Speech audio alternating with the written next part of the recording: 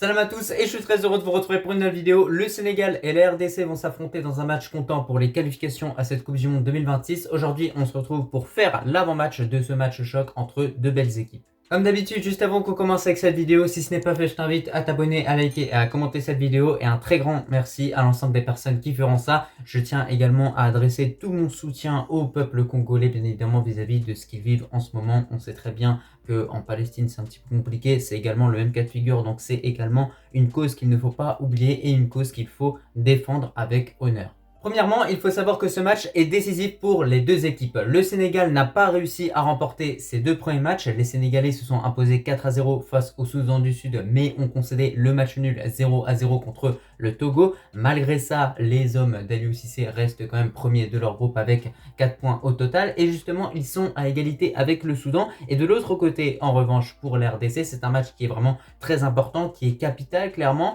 parce que de son côté, la RDC s'est inclinée 1-0 contre le Soudan et s'est imposé tout simplement 2-0 contre la Mauritanie. Mais on va avoir une équipe du Congo qui va avoir cette volonté de s'imposer tout simplement pour récupérer la deuxième place ou même tout simplement passer premier du groupe. Sans oublier que ce groupe de qualification pour la Coupe du Monde 2026 est sûrement le plus difficile et le plus compliqué. Maintenant, on va s'intéresser à ce choc à venir entre les frères sénégalais et les frères congolais en s'intéressant aux compositions probables. Et déjà, côté sénégalais, on a une première grosse mauvaise nouvelle, c'est tout simplement le forfait officiel de Sadio Mané qui ne pourra pas disputer les deux matchs que le Sénégal a à jouer pour ce rassemblement de juin. Donc c'est vraiment dommage, le Sénégal a quand même deux matchs décisifs contre la Mauritanie qui est une bonne équipe, également la RDC qui a prouvé qu'elle était capable de faire des exploits, notamment lors de la dernière Coupe d'Afrique. Donc voilà, on sait que cette équipe sénégalaise après l'a prouvé à plusieurs reprises, notamment lors de la Coupe du Monde 2022 où c'était vraiment flagrant.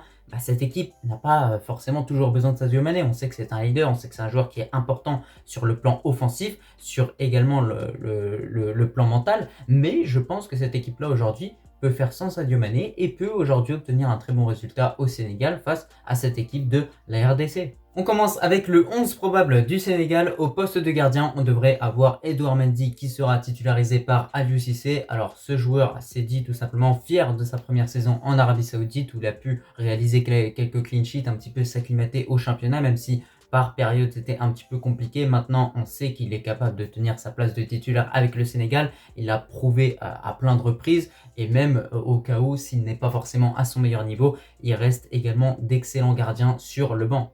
Ensuite, on a la défense à 4 avec l'absence de Sabali. Logiquement, Formose Mendy devrait encore être aligné par le coach sénégalais. Au niveau de la charnière centrale, on va rester sur un grand classique. Koulibaly avec Niakhaté, ces deux joueurs qui forment vraiment une charnière centrale extrêmement solide. Et à gauche, on va avoir tout simplement le petit Mikayil Faye, joueur évoluant du côté du FC Barcelone, qui représente le futur du football sénégalais et qui a vraiment réalisé un très gros rassemblement la dernière fois avec le Sénégal, notamment parce qu'il a pu inscrire son premier but en sélection face au Gabon avec, je crois, une magnifique frappe lointaine. Donc voilà, peut-être qu'à ce poste de défenseur gauche, il pourra encore une fois se montrer très prolifique et vraiment avoir un apport considérable dans cette équipe-là, autant sur l'aspect défensif que sur l'aspect offensif. Bien évidemment, je vous invite à donner votre avis par rapport à cette défense à 4 du Sénégal, mais moi je trouve que ces 4 défenseurs sont vraiment solides. C'est des défenseurs qui ont beaucoup de temps de jeu en club, qui vont quand même arriver en forme.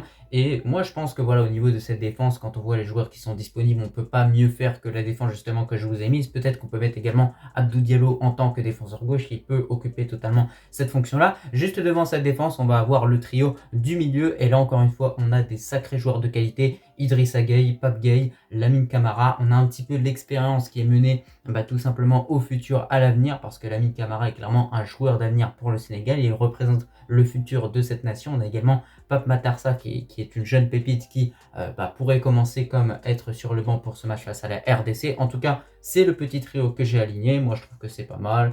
Il y a un petit peu d'expérience, un petit peu de jeunesse.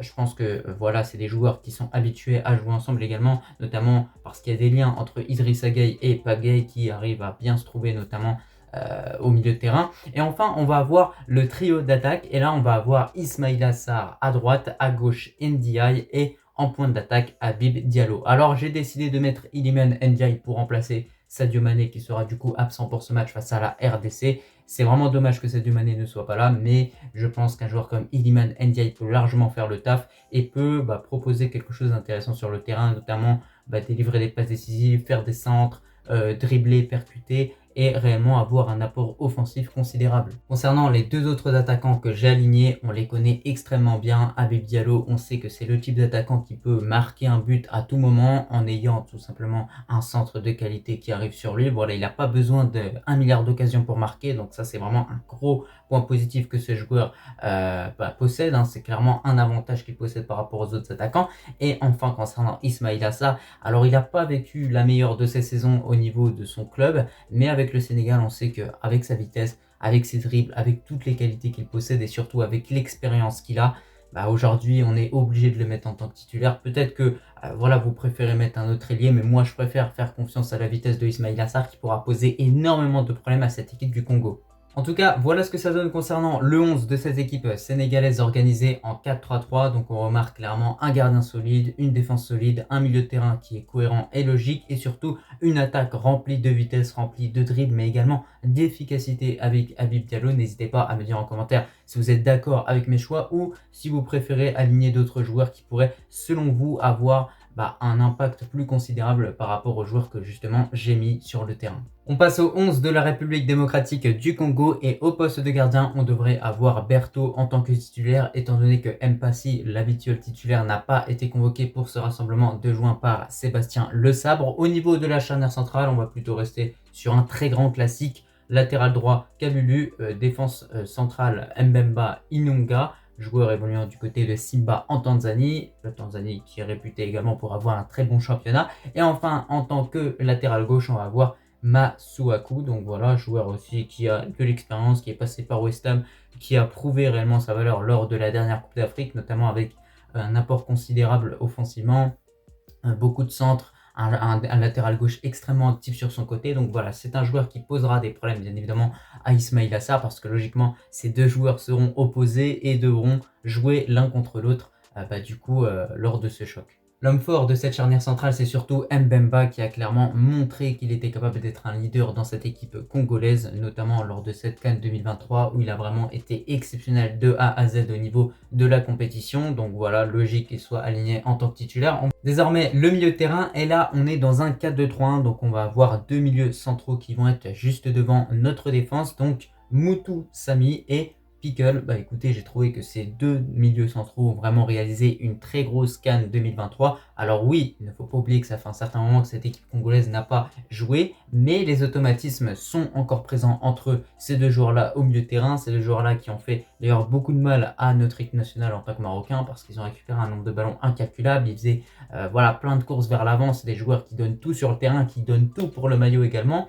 Donc là encore une fois ils auront une importance capitale parce qu'en face ils auront affaire au très gros milieu de terrain du Sénégal composé de Lamine Camara, Idrissa Gueye, Pape Gueye également, tu as Pape Matar Sarr également sur le banc. Donc voilà, ils auront une grosse part de responsabilité pour ce match face au Sénégal. Et enfin, pour finir concernant ce 11 de la RDC, on va avoir le quatuor offensif dans ce 4-2-3-1. Donc à droite, Bongonda, Kakuta en tant que milieu offensif, Wissa à gauche qui est également un joueur vu comme un leader dans cette équipe congolaise. Et pour finir en point d'attaque, Benza qui réalise une saison exceptionnelle du côté du championnat portugais. Écoutez, concernant ce petit quatuor offensif, moi je le trouve plutôt bien. Voilà, on sait que Cédric Bakambu a été laissé de côté par Sébastien Le Sabre. Je pense que c'est pour donner une chance à Benza de montrer de quoi il est capable. Mais quand on voit cette attaque congolaise, on se dit qu'on a une équipe qui peut totalement mettre en danger la défense sénégalaise, malgré le fait que Niakate et Koulibaly, ça reste du très très solide.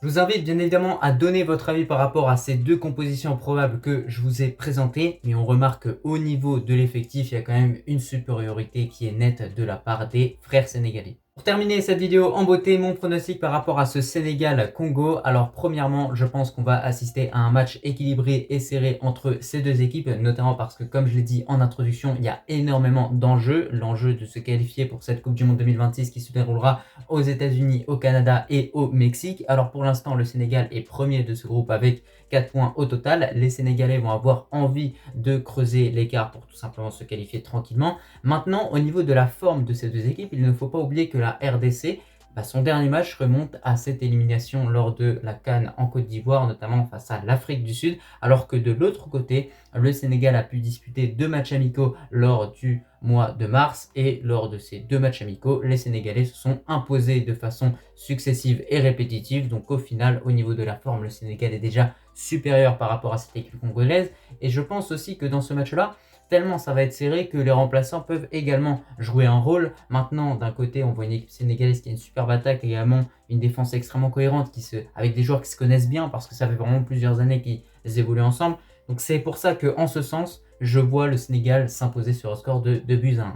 Je pense que vous me connaissez bien. Pour ce match-là, bien évidemment, je vais supporter mes frères sénégalais. On leur souhaite de remporter ce match-là pour se rapprocher un peu plus de la qualification en Coupe du Monde. En tout cas, c'était un petit peu tout par rapport à cette vidéo. Je te remercie si tu l'as regardé dans son entièreté et je te dis tout simplement à la prochaine. Allah al-Watan al-Malik.